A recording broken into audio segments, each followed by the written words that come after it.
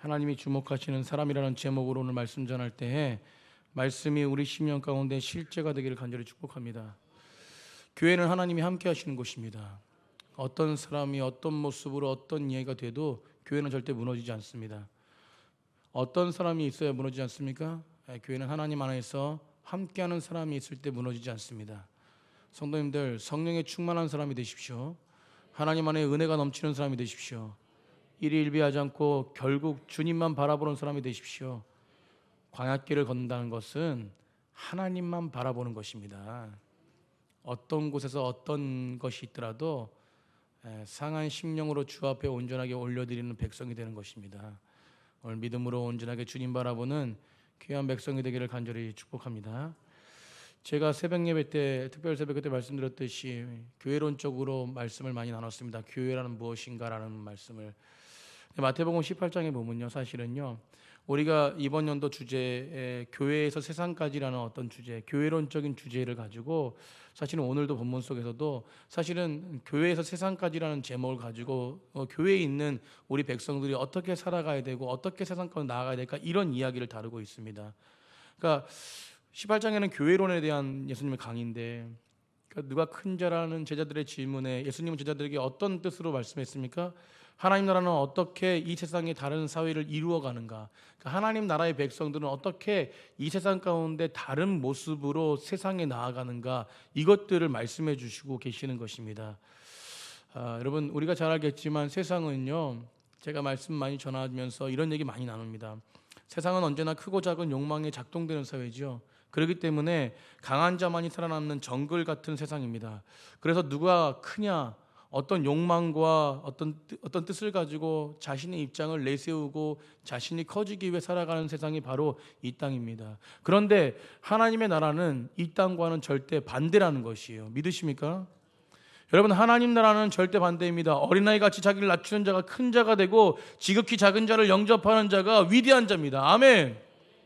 여러분, 오늘 말씀은 그 연장성상에서 그 문제를 조금 더 깊은 차원에서 하나님 다루시면서 정말 건강한 교회가 되려면, 정말 세상에 나아가는 교회가 되면, 그런 어떤 성도가 되려면 우리가 주목해야 될 세 종류의 모습이 있다는 것이에요. 그래서 하나님이 주목하시는 모습이 우리가 주목하는 모습이 되어야 된다는 것입니다.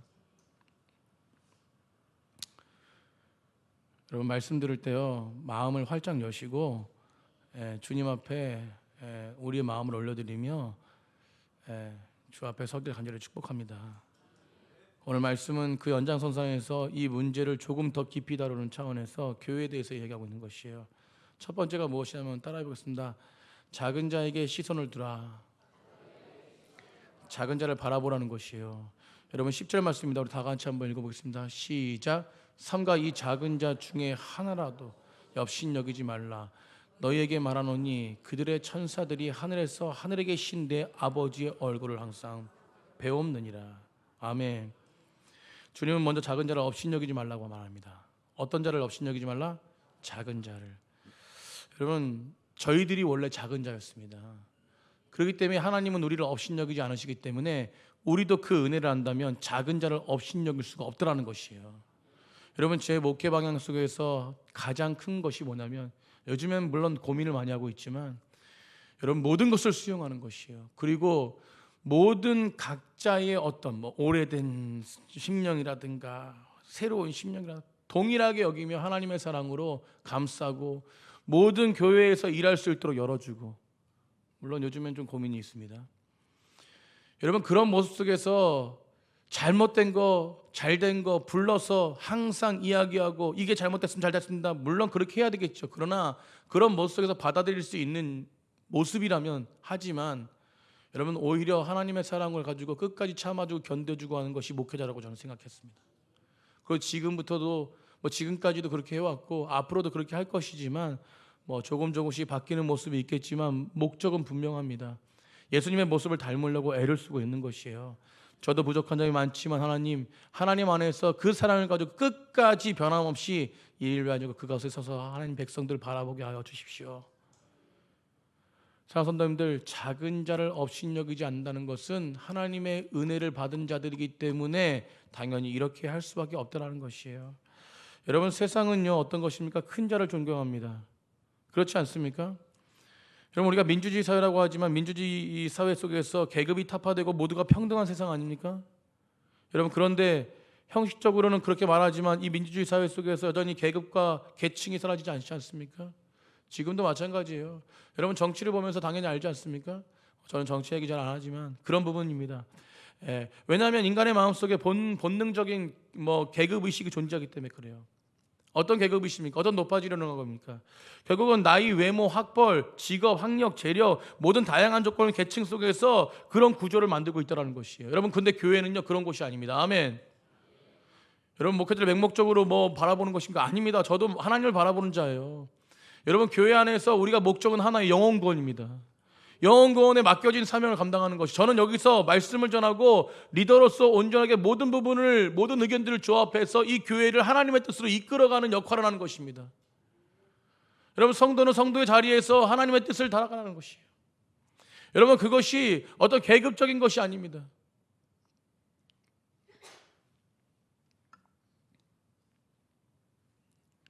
높고 낮음이 아니라 하나님 안에서 다 같은 동일한 사랑의 사람이라는 걸 믿으시기 바랍니다. 여러분, 저도 사랑받는 존재고 여러분도 사랑받는 존재, 서로가 사랑하면 되는 것입니다. 토요일 날 우리 진욱 청년이 대학원을 들어가요. 대학원 들어가는데 당연히 또 저희 교단 백석 대학원을 들어가게 됩니다. 이제 전도사 고시 이제 시험 치고 전도사님 되면 저도 이제 마음 가운데 저희 교회에서 또 이제 전도사님으로 임명해야 되는데 면접을 봤대요. 그래서 목사님 전날 제가 이제 철야 예배 때 안수를 해주면서 하나님을 의지하며 목회자로 사명받는 이 청년을 주님 붙잡아 주시고 주님께서 풍성한 은혜로 세워 주십시오. 면접과 공부를 잘 안 했다고 합니다. 그래서 공부와 모든 부분들을 주님 만지셔서 하나님의 영광대로 거하게 해주십시오. 갔는데 하나님의 은혜가 있었습니다. 면접관이 저를 안대요. 그래서 은혜를 받았다고. 맨 처음에 박대길 목사님 아드님이냐고 저랑 비슷하게 생겼다. 아니라 그러니까, 청년이라 그러니까 박대길 목사 아는데, 박대길 목사님 아는데 이러더라고요. 여러분, 그런데 그때 진욱 청년이 어떻게 저를 생각하겠어요? 계급 사이라면 우리 목사님 높으네, 면접관도 알고. 여러분, 우리는요 그런 게 아니라는 거예요. 여러분, 진욱 청년이나 저나 동일한 목회자로서, 그리고 진욱 청년도 선진동산에서 그 훈련 받는 그 모습으로서, 그래서 저런 청년들과 어떤 교제 속에서도요, 내가 담임 목사니까 저는 이렇게 해본 적이 않았습니다. 사랑하는 성도님들, 우리는요 우리 안에 각자의 역할이 있는 것이지, 여러분, 우리는 계급 사회가 아니에요. 아멘. 주님 안에서 한 가족입니다. 이따가도 말씀드리겠지만 우리 안에 섬김이 있고 우리 안에 서로 바라봄이 있고, 가정도 마찬가지입니다. 우리 안에 그런 부분이 있는데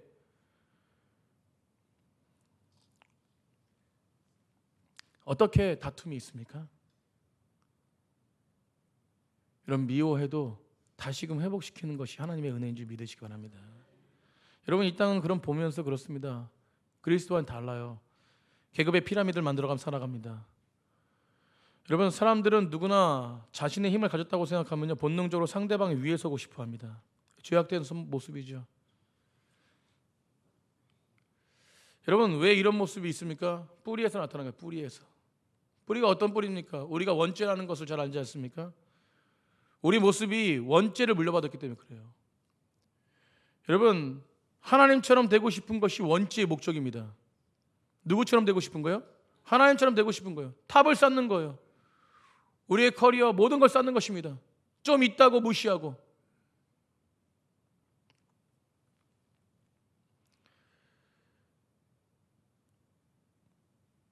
여러분, 하나님의 은혜는요 정말로 은혜를 바라보는 자에게 깨닫게 되는 줄 믿으시기 바랍니다. 여러분, 하나님의 채우심은 놀라운 거예요.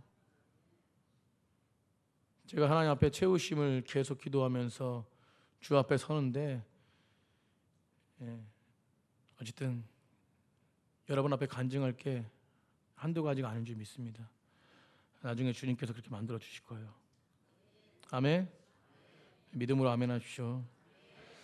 하나님처럼 되고 싶은 욕심으로 하나님을 밀어내고 스스로 중심의 인간이 되어지면 높아지는 마음이에요. 그래서 거기에 분열이 일어나고 거기에 서로가 서로의 모습으로 나타납니다. 저는 성도들과 교제할 때요, 어떤 집사님 이야기합니다.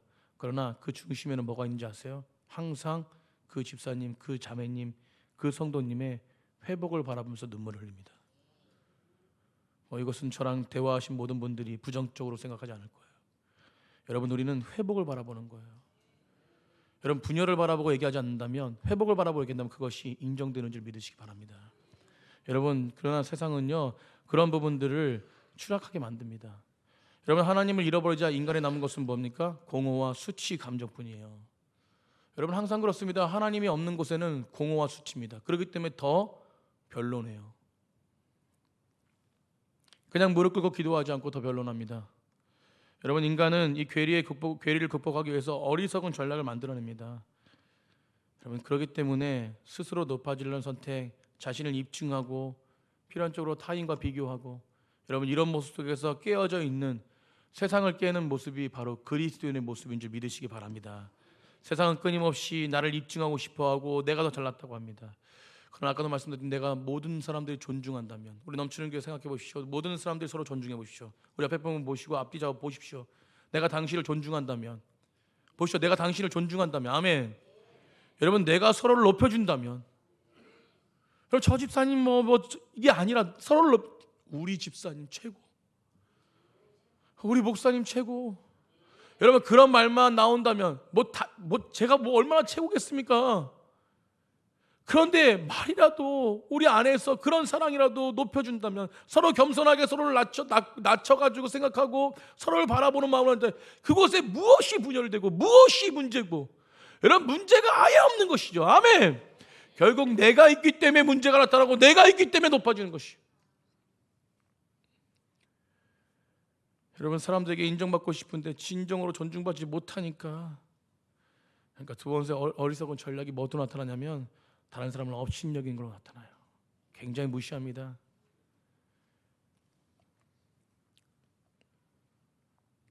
다른 사람 평가해서 그렇게 말하고 자신은 돋보이게 만들고 싶죠. 그럼 다른 사람 이야기하면 자신은 높아진 것 같아요. 위에 선 것 같습니다. 자신은 안 그런 것 같죠. 그러나 자세히 보면 그 사람이 더 하는 겁니다. 그래서 인간 사회는요, 험담하고 비난을 멈추지 않는 것이에요. 그런데 오늘 예수님 뭐라고 그러냐면 너희는 그러면 안 된다는 거예요. 아멘. 너희는 그러면 안 된다. 그러다서 너희는 그러면 안 된다. 하나님 나라 백성은 그렇게 살면 안 됩니다. 그 이유를 뭐라고 말합니까? 오늘 본문에서 작은 자 하나도 업신여기지 말래요. 아멘. 여러분, 근데 그 이유가 뒤에 말하는 게, 너희가 말하노니 그의 천사들이 하늘에 계신 내 아버지의 얼굴을 항상 배운다는 거예요. 천사들이, 수호 천사겠죠. 천사들이 항상 아버지 얼굴 배우고, 어떤 사람을? 여러분, 이 땅의 모든 사람들이, 하나님의 백성들이 어떻게 살아가고 있는지 항상 보고한다는 것이에요. 여러분, 우리의 모습을 다 알고 계신 분 누구십니까? 하나님이세요. 저도 우리 성도님들의 모습을 다 모릅니다. 그러나 하나님은 알고 계시는 거예요. 여러분, 하나님을 두려워하셔야 돼요. 여러분, 목회자한테 조금 인정받지 못한다고? 여러분, 제가 누구를 인정하고 누구를 인정하지 않습니까? 그게 아니라 하나님께 인정받아야 돼요.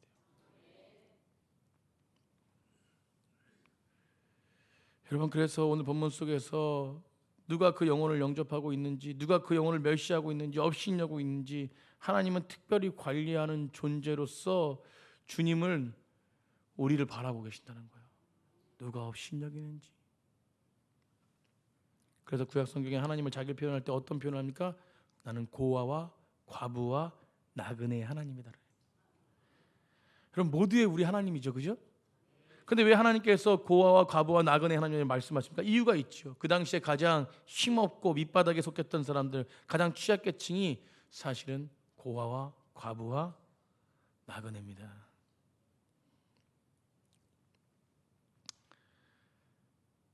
여러분, 저는 원로 목사님 보면서도 그렇지만 40년의 과거를 보면서 책자를 또 오늘도 한번 보면서 참 원로 목사님 많은 부분 속에서 어려움과 모든 부분들, 역경들 이겨내셨구나.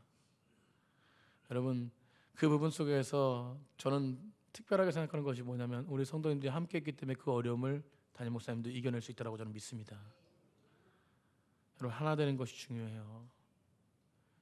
여러분, 가장 연약한 자가 사실은요 성도일 것 같죠?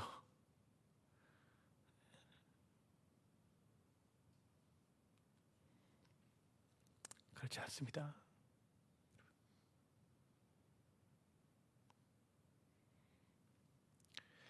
높은 자에서 말씀 전하니까 다 휘두를 것 같죠? 그렇지 않습니다. 여러분, 목회자와 성도가 하나 되어서 서로 사랑했으면 좋겠습니다. 그런 곳이 은혜가 있고 그런 곳이 하나님의 복음이 선포되는 곳이에요. 지난주 본문에 우리가 나눈 내용이죠. 이렇게 작은 잔을 영접하면 곧 나를 영접하는 것이요 이 작은 잔을 실족하게 하며 연자 맷돌을 들고 바다에 던진 것 된다고 경고하셨습니다. 그리고 사랑하는 성도님들, 높은 곳을 바라보지 말고 언제나 여러분의 시선이 낮은 곳에서 내가 섬겨할 그 영혼들 향하여 두시길 간절히 축복합니다. 교회에서 세상까지 의미가 바로 그런 것이에요. 교회에서 세상까지. 여러분, 결론도 말씀드리겠지만 우리는 다 흠이 많습니다. 흠을 바라보는 자들이 아니라 하나님이 주신 은혜를 바라보십시오. 은혜로 바라볼 때 사랑이 넘치는 거예요. 우리는 내년에 수많은 일들을 하나님께서 행하실 것입니다. 물론 인간이 계획할지라도 이거를 인도하시는 분은 바로 하나님이시라고 말씀했는데, 제가 생각하는 부분들은 넘치는 봉사회를 더 풍성하게 세워서 광명시와 협약해서 또 꼬노인들 형광등 가는 모든 사업들 여러 가지 부분들을 넘치는 게 봉사회에 지금까지 했던 것처럼 더 풍성하게 하려고 지금 계획 중에 있습니다. 그런 걸 통해서 세상을 섬기는 교회로 온전하게 나아가길 간절히 축복합니다. 더 풍성하게 재정이 풍성해서 하나님이 더 큰 은혜를 주시면 더 큰 걸로 섬기겠지만 현재 있는 우리 부분 속에서 맡겨진 감당할 수 있는 능력대로 우리가 지금까지 하지 못했던 모든 부분들을 섬기려고 합니다. 우리 성도님들 하나 되어서 하나님의 영광을 향해서 달려갔으면 좋겠습니다. 여러분, 낮은 곳에서 우리가 살아야 된다고 해서 정말 낮은 곳에서 삽니까? 우리는 낮은 사람들입니까?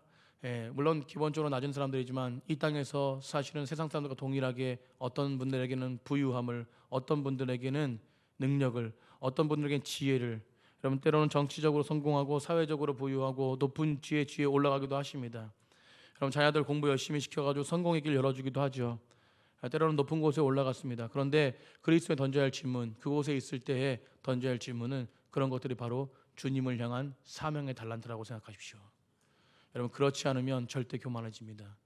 우리도 부유한 것이 있고 지식이 있고 여러 가지 생각하는 것이 있습니다. 그런데 그 목적이 무엇입니까? 세상에 힘을 준 목적은 바로 하나님께서 주신 사명을 향해서 달려가라는 것입니다. 달란트의 달란트. 우리 옆에 분과 그렇게 인사했습니다. 여러분에게 주신 것은 달란트입니다. 아멘. 내 목적과 사명이 분명하다면 내가 자리에 서 있는 것이 어딘지 여러분 그런 것들은 별로 중요하지 않습니다. 그렇기 때문에 달란트라고 생각한다면 그것에 매여 있는 삶이 아니라 그것을 다스리는 삶이 될 수 있는 것이죠. 여러분 주님을 향해서 그 사명을 온전하게 받고 나아가는 귀한 백성들 되길 간절히 축복합니다. 그래서 결국은 무엇이요? 높은 재력도 있고 여러 가지 있지만 아무것도 없는 백성도 있습니다. 그리스도 안에는 별거 없다고 생각하는 백성도 있습니다. 그러나 그것은 무엇이요? 그렇다고 해서 나만 왜 이게 아니라 여러분 그런 아픔을 겪은 부분들을 결국은 그런 아픔을 겪는 사람들을 더 위로하고 사랑하고 회복하라고 하시는 하나님의 또 은사적인 부분이 있다라고 저는 믿습니다. 그래도 어떤 위치와 어떤 상황이든 변함없이 하나님을 바라보는 백성들을 저는 사용하신다고 믿습니다. 사랑하는 선생님들, 하나님 앞에 가장 귀한 존재가 바로 우리들입니다. 높고 낮음이 아니라 세상에서 말하는 생각이 아니라 우리는 모두가 다 어떤 위치에 있어도 하나님의 존귀한 사랑받는 백성이에요. 아멘.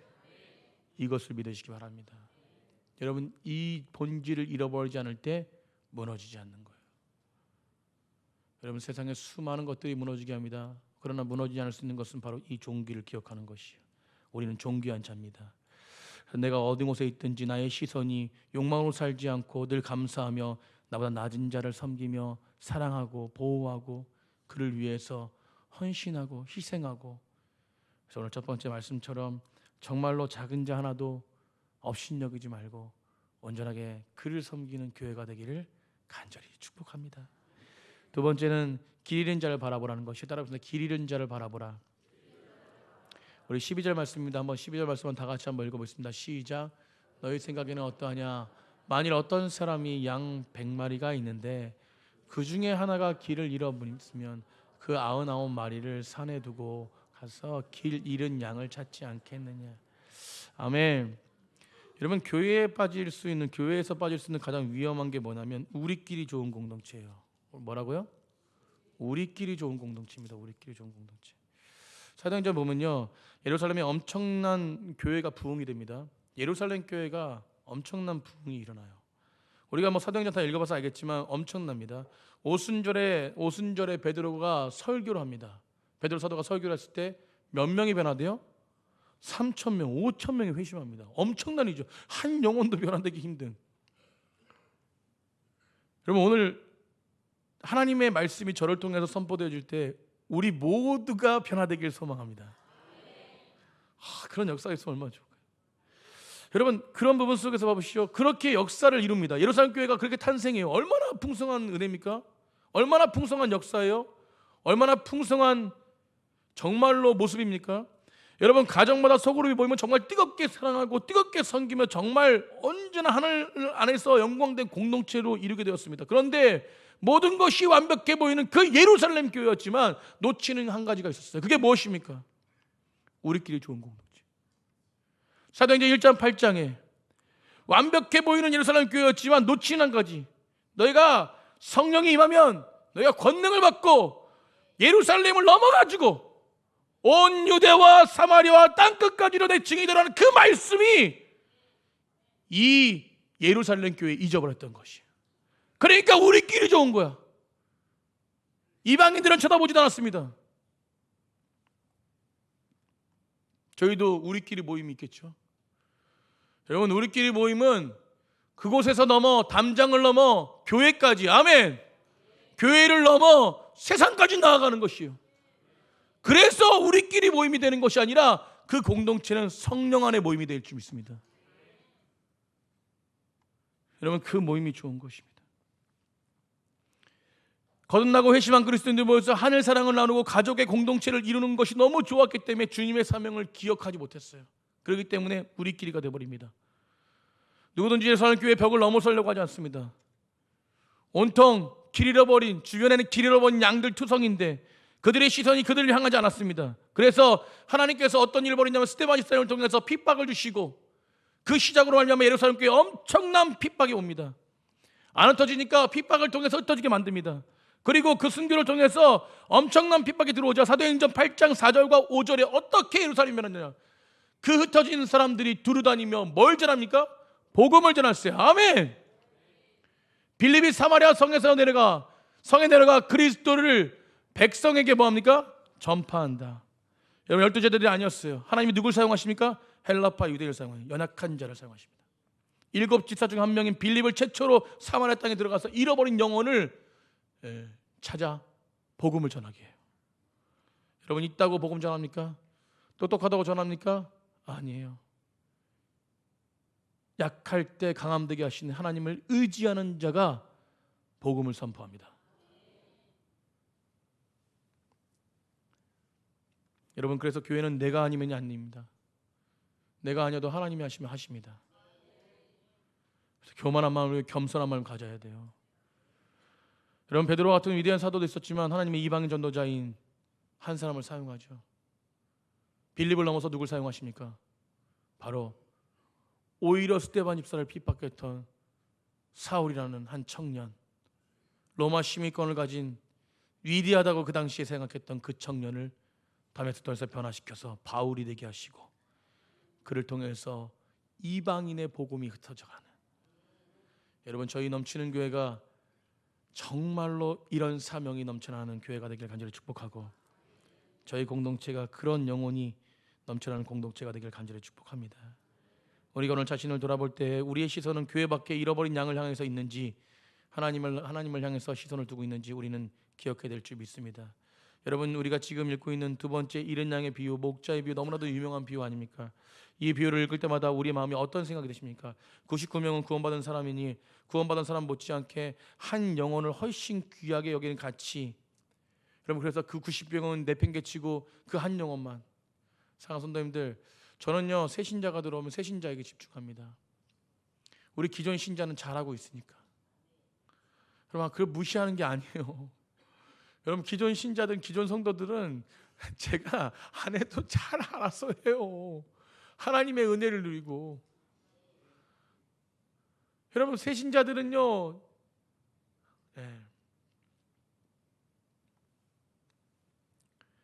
하나님께는 모든 양이 소중하고 가치 있습니다. 저도 동일한 마음이에요. 근데 차이가 뭐냐면 99양은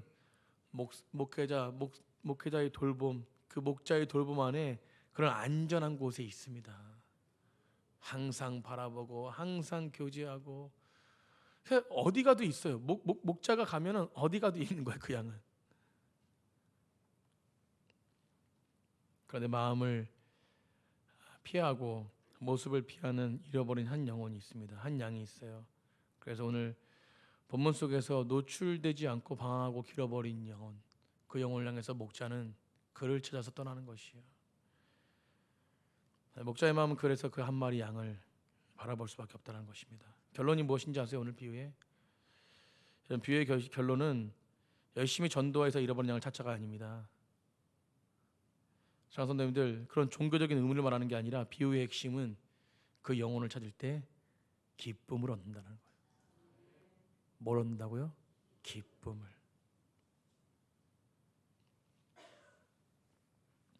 13절 한번 읽어보겠습니다. 시작. 진실로 너희에게 이르노니 만일 찾으면 길을 잃지 아니한 99마리보다 이것을 더 기뻐하리라. 아멘. 기쁨이 있는 거예요. 기쁨이.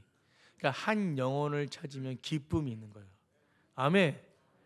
99마리는 원래 기뻐요. 기쁩니다.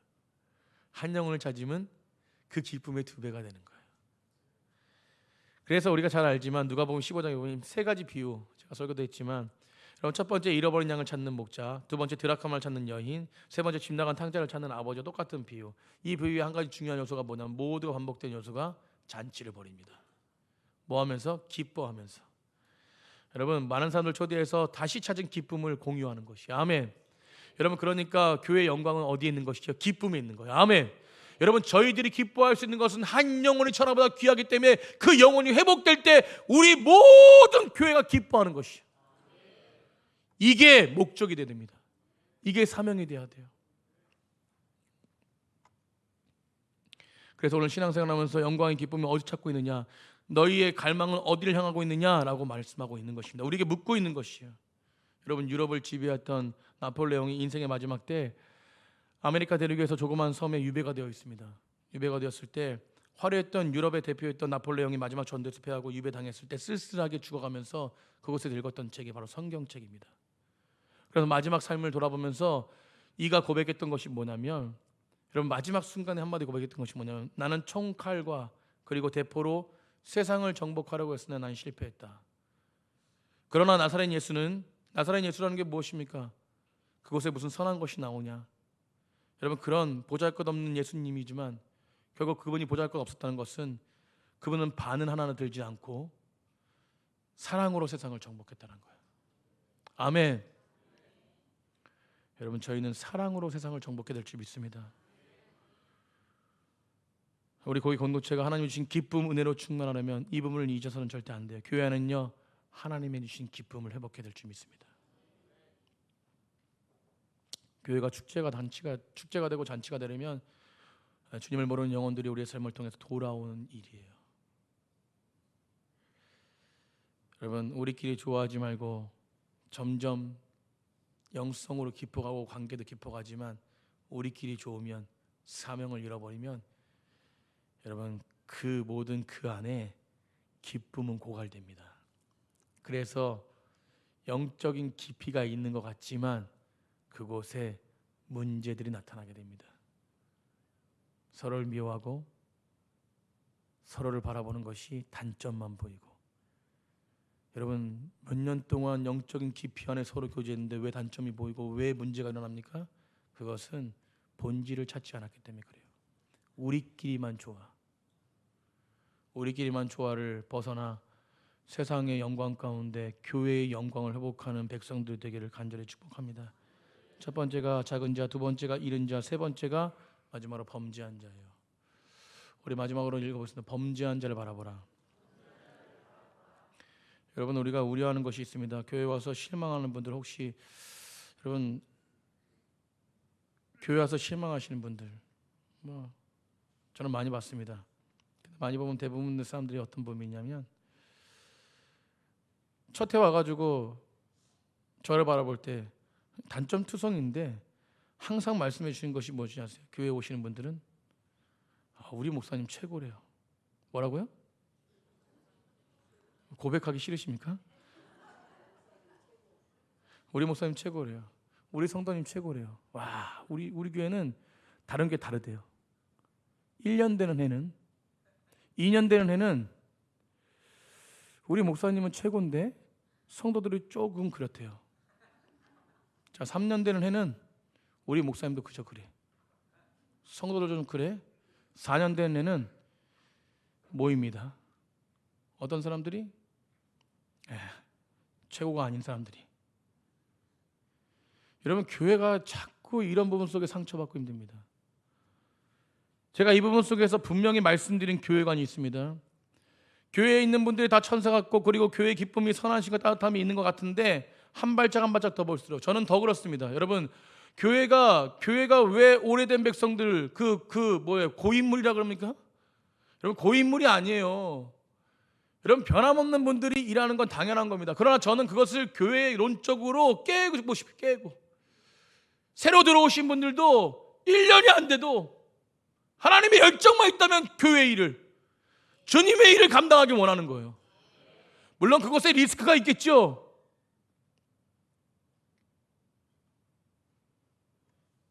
저는 어떤 영화에서 그 문구를 가장 좋아하는데,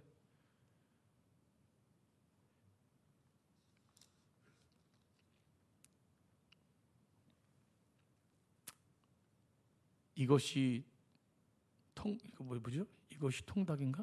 이것이 뭐예요? 이것이 갈비인가 치킨인가?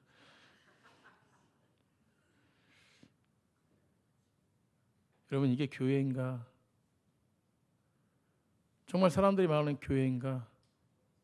이게 진짜 교회인가? 천국인가?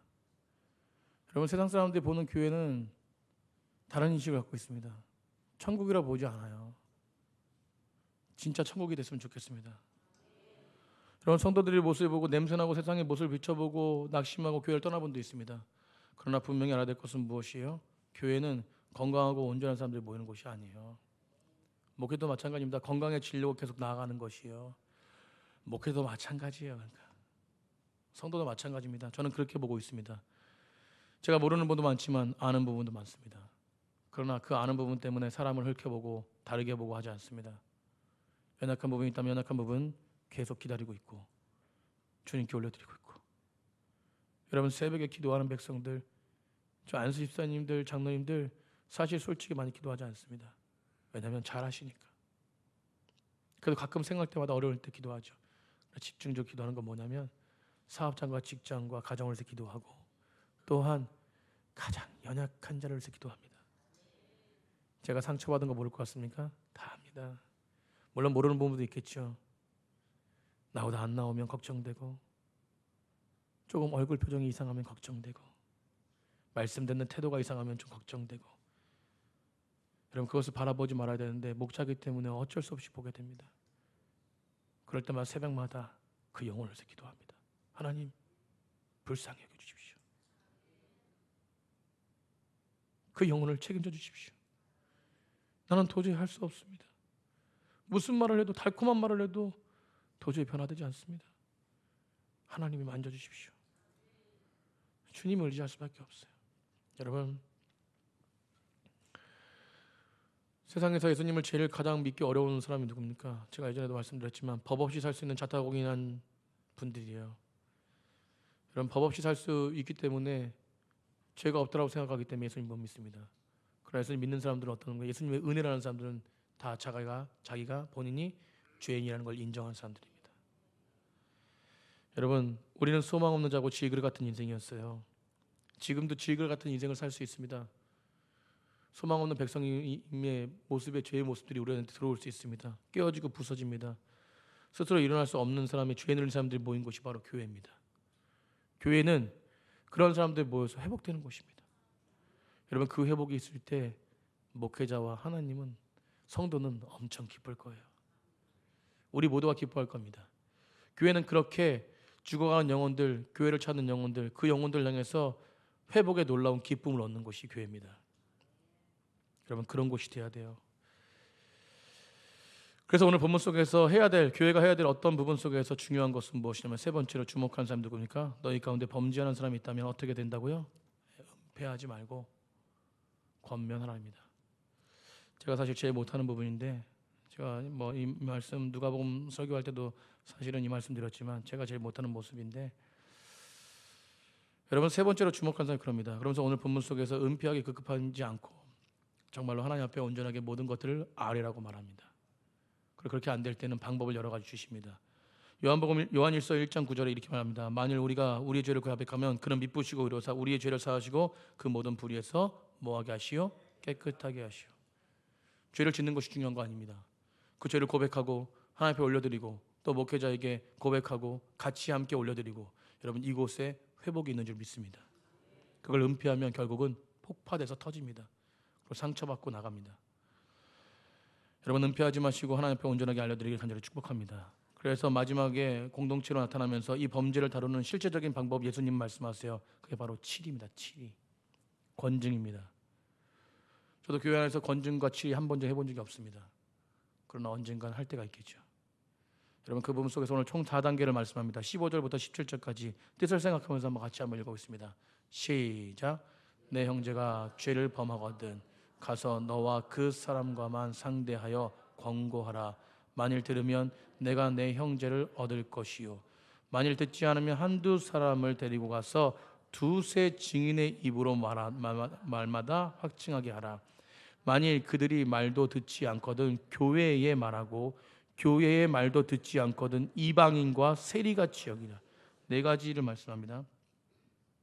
1단계가 무엇입니까? 그냥 몰래 만나는 거예요. 목회자가 될 수도 있고 성도가 될 수도 있고 몰래 만나는 겁니다. 그리고 나서 교제하면서 죄를 깨닫게 이야기하라는 것이. 참 이 부분 제가 잘 못하는데 여러분 내가 도덕적으로 삶을 완벽하게 살고 하나님의 빛 앞에 들어가는 순간 죄가 드러나죠.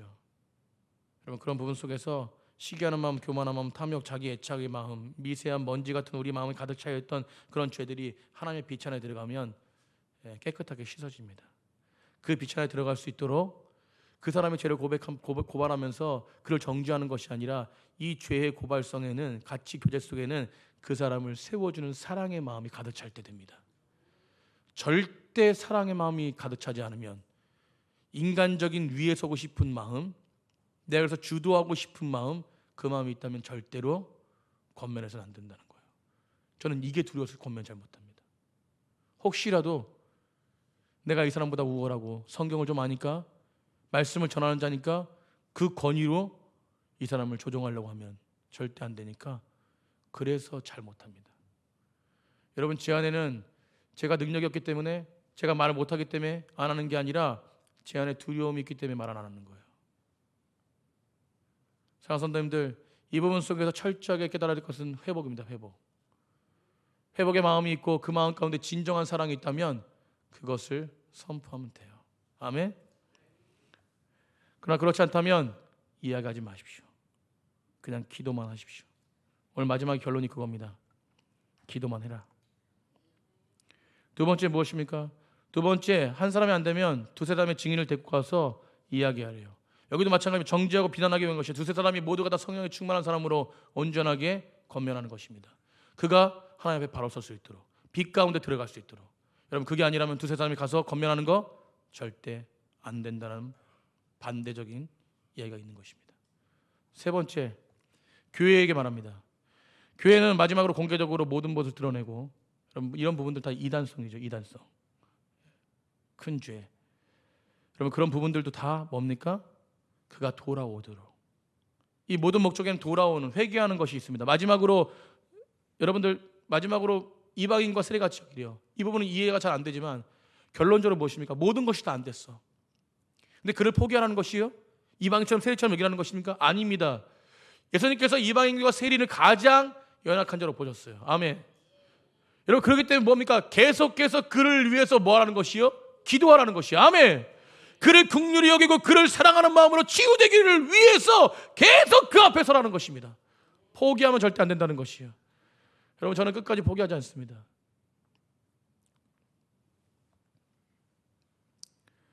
어제도 그렇고 상담하면서, 그 전에도 그렇고 모든 상담 속에서 저는요, 포기하지 않습니다. 끝까지 사랑합니다. 여러분, 한 사람이라도 내팽개치지 마십시오. 부족한 부분이 있어서 관리 못하는 건 문제가 아니지만 내팽개치는 건 문제입니다. 바로 옆에서 예수님 그 사랑을 간절히 잊고 찾고 있는 이방인과 세리 같지 않습니까? 다시 말해서 회개하지 않으면 하나님 앞에 서지 못하는데, 이방인과 세리 같이 여긴다는 것은 그를 끝까지 포기하지 않는다는 것이요. 사랑하는 성도님들, 그런 마음이 우리 가운데 있기를 간절히 축복합니다. 결론입니다. 예수님이 세종의 사람을 다 말씀하시는데 결론 18절이에요. 18절 마지막에 한번 읽어보겠습니다. 이걸 다 같이 읽겠습니다. 시작. 진실로 너에게 이르노니 무엇이든지 너희가 땅에서 매면 하늘에서도 매일 것이요 무엇이든지 땅에서 풀면 하늘에서도 풀리리라. 아멘. 여러분, 교회와 그리스도인에게 주신 권세가 있는 거예요. 그게 바로 뭡니까? 묻고 묶인 것을 푸는 것이요. 그게 무엇입니까? 기도입니다. 기도. 영혼이 묶여있는 것을 푸는 것은 오직 기도하는 것이에요. 여러분, 겉면에서 안 되면 기도입니다. 겉면을 하려고 했는데 그 사람이 인정하지 않는다? 그럼 그 사람을 위해서 기도만 하는 것이에요. 우리가 다 뭐 알지 않습니까? 받을지 안 받을지. 여러분, 대통령이 아무리 큰 권세가 있어도, 이 땅의 모든 사람들이 큰 권세가 있어도, 아무리 국회의원이 큰 권세가 있어도, 국민의 등을 얻고 큰 권세가 있어도 그들이 한 영혼을 주께로 돌아오게 하지 못합니다. 그러나 교회와 그리스도인들은 한 영혼을 교회로 돌아오게 합니다. 이 권세가 우리한테 있는 거예요. 그게 영광스러운 것입니다. 교회의 영광스러움이에요. 지도자들의 영광스러움입니다. 사랑하는 선생님들, 풀어주는 분이 바로 하나님이십니다. 이 나라를 위해서 기도하는 것도 마찬가지예요. 풀어주시는 분은 바로 하나님이십니다. 여러분, 그거를 인정하는 것이 바로 우리 그리스도인들이에요. 아멘. 여러분, 그렇기 때문에 하나님 앞에 모든 것을 올려드리는 것은 그리스도인이 되어야 돼요. 여러분, 분열을 넘어서 하나 되어서 하나님의 뜻을 구하고 하나님의 인도하심을 구할 때가 바로 지금인 줄 믿으시기 바랍니다. 새벽 예배 나오십시오. 기도하십시오. 금요일에 나와서 기도하십시오. 수요일에 나와서 기도하십시오. 시간이 안 된다면 온라인 예배를 통해서 각자의 자리에서 각자의 위치에서 끊임없이 기도하십시오. 그것이 그리스도인들의 모습입니다. 진실로 너희에게 이르노니 너희 중에 두 사람이 땅에서 합심하여 무엇인지 구하면 하늘에 계신 내 아버지께서 이루시리라. 믿으십니까? 우리가 합심하여 기도하면 주님이 들어주신다는 것입니다. 우리의 욕망과 우리의 필요와 이전에 한 영혼을 마음에 품고, 여러분, 우리의 욕망과 우리의 모든 필요가 아니라 이제는 한 영혼을 품고 주님 앞에 달려가는 공동체가 되어질 때 그 안에 참된 기쁨이 있을 줄 믿습니다. 넘치는 게 모든 성도님들이 깨어서 영혼을 위해서 기도하고 그 영혼을 바라보는 귀한 복된 성도님 되시길 간절히 축복합니다.